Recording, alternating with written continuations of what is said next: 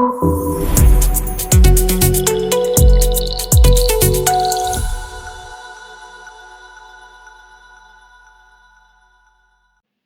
सवाल, अगर स्पाइन के बर्स्ट फ्रैक्चर का इलाज सिर्फ दवाई, फिजियोथेरेपी और बेड रेस्ट है, तो फिर पाकिस्तान में ऐसा क्यों होता है कि एक्सीडेंट के कुछ अरसे के बाद या मरीज का कुब निकल आता है, या मरीज को माजूरी हो जाती है, या मरीज चलना फिरना छोड़ देता है? सोचिए, रोड एक्सीडेंट हुआ था ना, या छत से गिरा था, एमआरआई हुई और रिपोर्ट में लिखा आया कि बर्स्ट फ्रैक्चर है। किसी ने कहा घबराओ नहीं, बस पेन किलर ले लो, आराम करो। लेकिन सच ये है कि बर्स्ट फ्रैक्चर अगर गलत ट्रीट हो जाए तो सिर्फ पेन नहीं रहता, रीढ़ की हड्डी टेढ़ी हो जाती है, जिंदगी भर के लिए बैक पेन शुरू हो जाता है, और कुछ केसेस में पैरालिसिस भी हो सकती है। और सबसे शॉकिंग बात, जब पेशेंट फाइनली न्यूरोसर्जन के पास आता है, तो तब डैमेज हो चुका होता है और पैसा भी ऑलमोस्ट खत्म। इसलिए अगर आप सोच रहे हैं कि ये वीडियो स्किप कर दें, तो याद रखें, मोरों के केस में गलत फैसले जिंदगी भर का नुकसान बन जाते हैं। यहाँ एक बहुत इंपॉर्टेंट बात समझना जरूरी है, बर्स्ट फ्रैक्चर होता क्या है, क्योंकि जब तक आप प्रॉब्लम को समझ नहीं पाएंगे, तब तक आप गलत एडवाइस पर यकीन करते रहेंगे और गलत इलाज कराते रहेंगे। बर्स्ट फ्रैक्चर सिंपल फ्रैक्चर नहीं होता, ये वो इंजरी होती है जो ज्यादा फोर्स से होती है, जैसे रोड ट्रैफिक एक्सीडेंट, छत से गिरना या सीधा पैरों के बल गिर जाना। नॉर्मल फ्रैक्चर में हड्डी सिर्फ क्रैक होती है, लेकिन बर्स्ट फ्रैक्चर में ये वर्टिब्रा फट जाता है, बिल्कुल जैसे ईंट टूटकर चूरा चूरा हो जाए। और यही सबसे खतरनाक चीज होती है, जब ये टूटे हुए टुकड़े पीछे की तरफ, यानी स्पाइनल कैनाल की तरफ चले जाते हैं, जहां से हराम मगज गुजर रहा होता है। अब जरा सोचिए, अगर ये टुकड़े हराम मगज को टच करें, दबाएं या धीरे धीरे उस पर प्रेशर बढ़ाते रहें, तो सिर्फ पेन नहीं होता, सिग्नल ही रुक जाते हैं, वो सिग्नल जो दिमाग से आपके बाजुओं या पैरों तक जाने होते हैं। इसलिए बर्स्ट फ्रैक्चर को सिर्फ बैक पेन समझना सबसे बड़ी और खतरनाक गलती होती है। एमआरआई और सीटी स्कैन इसीलिए किए जाते हैं कि सीटी से हड्डी का डैमेज देखा जा सकता है, और एमआरआई से यह समझ आता है कि आया हराम मगज सेफ है या उस पर कोई कंप्रेशन आ रहा है। और ये याद रखें, हर बर्स्ट फ्रैक्चर सर्जरी का केस नहीं होता, लेकिन हर बर्स्ट फ्रैक्चर सीरियस होता है। यहीं से ट्रीटमेंट का रास्ता डिसाइड होता है, सही वक्त पर सही डिसीजन, या फिर वो गलती जो बाद में अनडू नहीं होती। अब मैं आपको वो बात बता रहा हूँ जो किताबों में नहीं लिखी होती, लेकिन पाकिस्तान में हर रोज होती है। एक्सीडेंट के बाद अक्सर ये सीन होता है कि मरीज को उठाया, घर लाए, फिर देखते हैं कि मरीज चल फिर रहा है, कोई मसला उन्हें नहीं लगता, तो वो कहते हैं अल्हम्दुलिल्लाह बच गए। फिर शुरू होता है गलत इलाज का एक लामितना ही सिलसिला। कोई कहता है कि हकीम को दिखा लो, कोई कहता है कि मोरे चढ़वाने वाले से राब्ता करो, वो ठीक कह देता है, और कोई कहता है कि दर्द की दवाई और मसल रिलैक्सेंट खा लो। और मरीज को लगता है कि काम हो रहा है, सब अच्छा है। मसला ये है कि पेन कम होना हीलिंग का प्रूफ नहीं होता, ये सिर्फ अलामत का चुप होना होता है। पाकिस्तान में अक्सर लोग एमआरआई की रिपोर्ट देखकर भी उसे समझते नहीं हैं, और जो समझते हैं वो भी अक्सर कहता है ऑपरेशन का नाम मत लो। इस डिले का नुकसान क्या होता है? फ्रैक्चर गलत पोजीशन में जुड़ जाता है, रीढ़ की हड्डी धीरे धीरे टेढ़े होने लगती है, और बैक पेन क्रॉनिक में तब्दील हो जाता है। और कुछ लोग महीनों बाद टांगों की कमजोरी या पैरालिसिस के साथ आते हैं। और सबसे अफसोसनाक बात पता है क्या है? जब मरीज आखिरकार न्यूरोसर्जन के पास आता है, तो बीमारी इतनी बढ़ चुकी होती है और पैसा पहले ही गलत जगहों पर खर्च हो चुका होता है कि उसके पल्ले कुछ भी नहीं रहता। ये हार्श लग सकता है, लेकिन ये पाकिस्तान की सबसे बड़ी रियलिटी है, और इसलिए सही वक्त पर सही स्पेशलिस्ट तक पहुंचना जिंदगी का फैसला बन जाता है। अब सबसे डेंजरस झूठ पे मैं बात करने लगा हूं, जो हर रोज मरीज की जिंदगी खराब कर रहा है। ये बात आधी सच है और आधा सच अक्सर पूरे झूठ से ज्यादा खतरनाक होता है। हाँ, पेन किलर्स, मसल रिलैक्सेंट और रेस्ट से दर्द और सोजिश कम हो जाती है, लेकिन एक सवाल है जो कोई नहीं पूछता, क्या ये दवाई टूटी हुई हड्डी को वापस सही पोजीशन में ला सकती है? क्या ये स्पाइनल कॉर्ड पर पड़े हुए प्रेशर को खत्म कर सकती है? जवाब सीधा है, बिल्कुल भी नहीं। बर्स्ट फ्रैक्चर में मसला पेन नहीं होता, मसला होता है इंस्टेबिलिटी, यानी अदम इस्तेकाम और अंदरूनी डैमेज। जब पेन खत्म हो जाता है, मरीज को लगता है कि सब ठीक हो रहा है, जबकि असल में फ्रैक्चर गलत जगह पर जोड़ रहा होता है। इसका रिजल्ट क्या होता है? हड्डी टेढ़ी हो जाती है, पोस्चर बिगड़ जाता है, चलते हुए आप टेढ़े चलते हैं, पेन एक परमानेंट रियलिटी बन जाती है, और हराम मगज दबाव में आ जाता है। इस केस में दवाई सिर्फ अलार्म को बंद करती है, आग को नहीं बुझाती। इसलिए याद रखें, हर बर्स्ट फ्रैक्चर सिर्फ मेडिसिन का केस नहीं होता। कुछ केसेस में कंजर्वेटिव ट्रीटमेंट सही होता है, लेकिन सिर्फ तब जब फ्रैक्चर स्टेबल हो और स्पाइनल कॉर्ड बिल्कुल सेफ हो। और ये डिसीजन गूगल, यूट्यूब या मोहल्ले के मशवरे से नहीं होती, एमआरआई और न्यूरोसर्जन की इवैल्यूएशन से होता है। यहीं पर अक्सर गलती होती है, और इस गलती की कीमत लोग बाद में जिंदगी भर चुकाते रहते हैं। बर्स्ट फ्रैक्चर का सबसे खतरनाक हिस्सा ये नहीं होता कि आज क्या हो रहा है, बल्कि ये होता है कि कल क्या हो सकता है। जब बर्स्ट फ्रैक्चर को सही वक्त पर सही तरीके से ट्रीट नहीं किया जाता, तो बॉडी अपनी मर्जी से जुड़ने लगती है, लेकिन अक्सर गलत तरीके से। शुरू में मरीज को सिर्फ पेन महसूस होता है, फिर कुछ हफ्तों में पोस्चर चेंजेस आती हैं, मरीज टेढ़ा होकर चलने लगता है, और ये लोगों को भी नजर आ रहा होता है कि टेढ़ा हो गया। रीढ़ की हड्डी धीरे धीरे झुकने लगती है, जिसे हम स्पाइनल डिफॉर्मिटी कहते हैं। और जब हड्डी झुक जाती है, तो स्पाइनल कॉर्ड पर प्रेशर और बढ़ जाता है। इसका नतीजा पता है क्या है?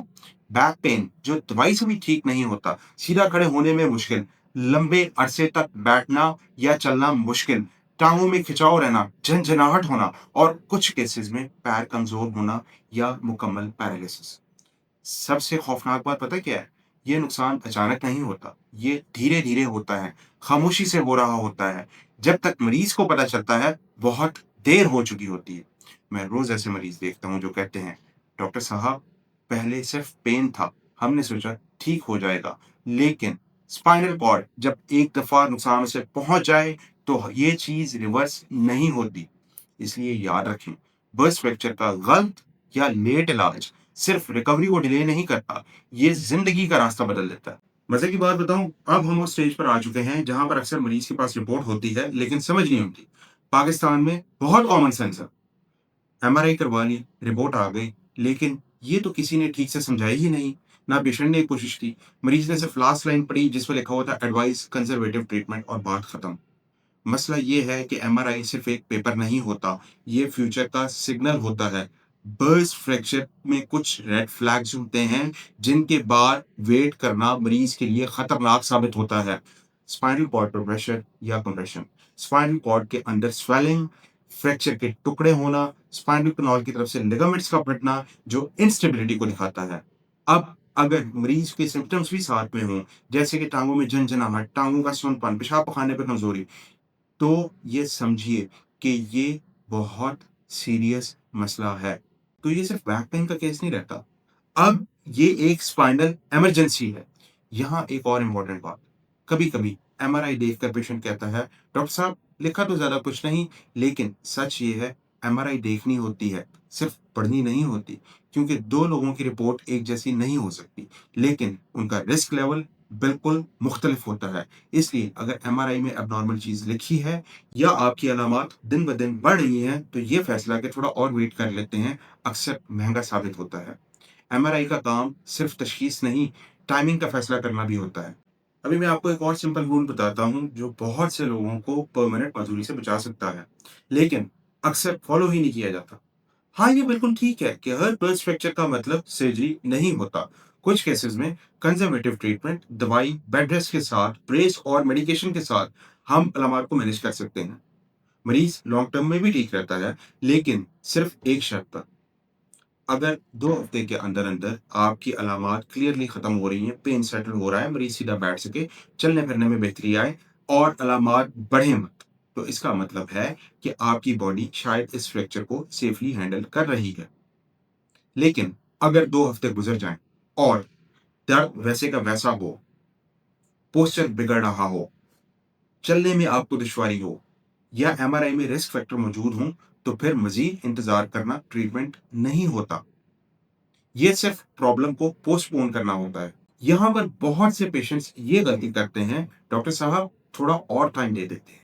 मसला ये है कि स्पाइन को अनलिमिटेड टाइम नहीं दिया जा सकता। हर गुज़रता हफ्ता फ्रैक्चर को गलत जगह पर सेट कर देता है, और जब गलत जगह पर हीलिंग हो जाए, तो बाद में चाहे सर्जरी भी करवाएँ, रिज़ल्ट उतना अच्छा नहीं होता। 2 हफ्ते का रूल इसलिए होता है, क्योंकि यहीं पर स्पाइन बताती है कि वो खुद रिकवर करेगी या मदद चाहिए। इस स्टेज पर न्यूरोसर्जिकल ओपिनियन लेना पैनिक नहीं होता, प्लानिंग होती है। और प्लानिंग ही लाइफ टाइम डैमेज और सेफ रिकवरी के दरमियान फ़र्क पैदा करती है। हमारे लोगों को सर्जरी से इतना मुतनफ़िर किया गया है कि उसका नाम सुनते ही घबरा जाते हैं। सबसे पहले एक बात यहाँ पर क्लियर कर देते हैं, सर्जरी बर्स्ट फ्रैक्चर की वजह से नहीं होती। सर्जरी डैमेज को रोकने के लिए होती है। जब बर्स्ट फ्रैक्चर में हराम मगज में दबाव हो, हड्डी अनस्टेबल हो, आपका पोस्चर बिगड़ रहा हो या आपका मरीज तमाम तर इलाज के बावजूद इंप्रूव ना कर रहा हो, तो सर्जरी का मकसद पेन को कम करना नहीं होता, बल्कि फ्यूचर के नुकसान को रोकना होता है। सर्जरी के 3 बुनियादी गोल्स होते हैं। पहले नंबर पर डिकम्प्रेशन, ताकि स्पाइनल कॉर्ड के ऊपर से प्रेशर हटाया जा सके। दूसरे नंबर पर स्टेबलाइजेशन, जो आपके मोरे के टूटने की वजह से अदम इस्तेहकाम है, उसको नॉर्मल बनाया जा सके और टूटी हुई हड्डी को जोड़ा जा सके।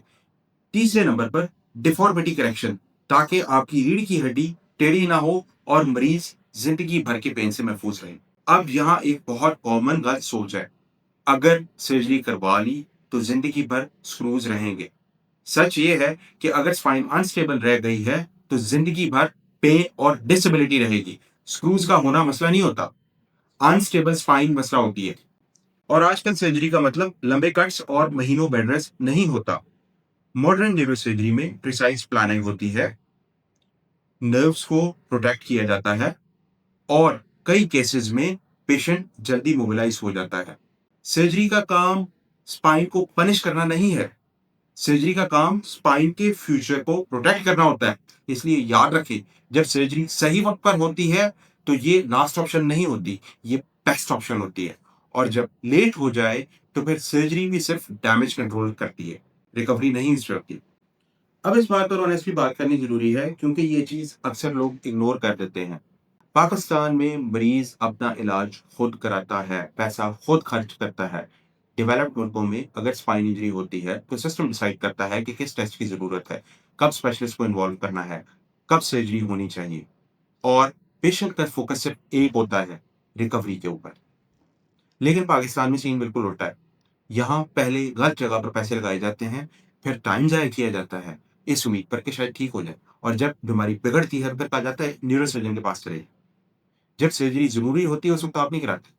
जब सर्जरी कराने के लिए आप आते हैं उस वक्त आप फाइनेंशियली एग्जॉस्ट हो चुके होते हैं, कोई पैसा नहीं बचता और आप कहते हैं डॉक्टर साहब अब पैसे नहीं बचे लेकिन इलाज कराना है। सच ये है कि लेट सर्जरी हमेशा अर्ली सर्जरी से ज़्यादा महंगी होती है, क्योंकि लेट स्टेज पर सर्जरी ज़्यादा कॉम्प्लेक्स हो चुकी होती है, हॉस्पिटल स्टे लंबा होता है, रिकवरी स्लो होती है और काम पर वापस जाना बहुत मुश्किल होता है। और सबसे इम्पोर्टेंट बात जो आपको समझने की ज़रूरत है, और सबसे इम्पोर्टेंट बात, कभी-कभी पैसे बचाने के चक्कर में आप अपनी ज़िंदगी भर की अर्निंग कैपेसिटी लूज़ कर बैठते हैं। इसलिए जब स्पाइन का मसला हो, सस्ता सॉल्यूशन मत ढूँढें, सही सॉल्यूशन की तरफ आएँ। पाकिस्तान जैसे मुल्क में गलत फैसला सिर्फ मेडिकल नहीं होता, फाइनेंशियल डिजास्टर भी बन जाता है।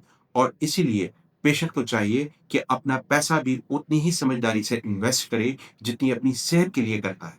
अब अगर हम यहाँ तक वीडियो देख चुके हैं तो एक बात क्लियर होनी चाहिए, बर्स्ट फ्रैक्चर कोई छोटी प्रॉब्लम नहीं होती। इस पूरी डिस्कशन का सीधा सा नतीजा यही है कि बर्स्ट फ्रैक्चर सिर्फ पेन का मसला नहीं है। एमआरआई अगर आप नॉर्मल हो तो इग्नोर करना रिस्क है। 2 हफ्ते में अगर अलामात में बेहतरी ना आ रही हो तो वेट करना गलत है। गलत ट्रीटमेंट का मतलब ये मुस्तकिल नुकसान, परमानेंट पैरालिसिस। अक्सर मरीज ये कहते हैं, डॉक्टर साहब काश हम पहले आ गए होते। और ये बात बहुत तकलीफ दे होती है, क्योंकि स्पाइन के मामले में काश बहुत महंगा लफ्ज होता है।